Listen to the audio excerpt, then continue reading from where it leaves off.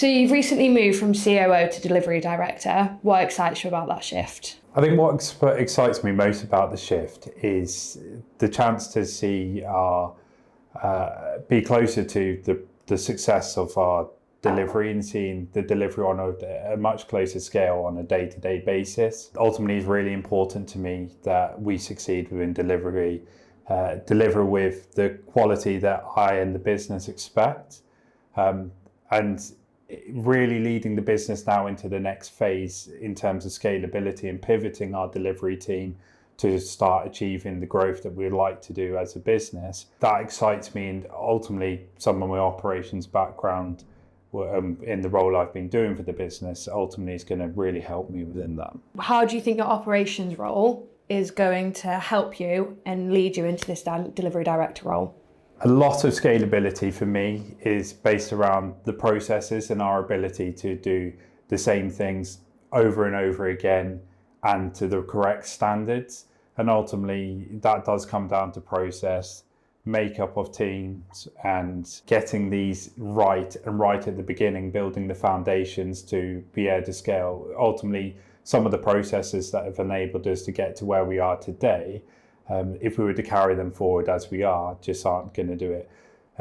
What that means is I can start putting in things like getting our functional leads in place and using them to pivot and grow the business. And ultimately, what really excites me, and from an operations standpoint, and again, going back onto the first question, I guess slightly, is the fact that I get to present our employees with further and new opportunities to grow with the business. When you think of delivery done well, what does that success look like for you? I think it's easy within delivery, and when we talk about delivery done well, to focus in on the delivery itself. And absolutely, that is completely a critical part of it. Very much for me, planning always, we know it's pivotal, and it's making sure the right questions are asked, consistently asked, and consistent architectural approaches are taken that scale well against the roadmaps for our clients.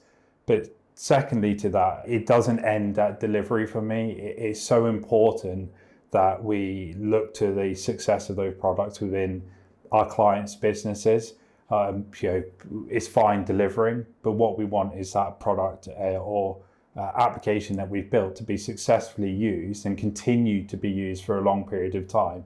And ultimately, our clients see the value in which they're looking to achieve in the first place. And that takes us well beyond the actual delivery through to managed services and through life support and transformation management. And ultimately for me, design typically is iterative.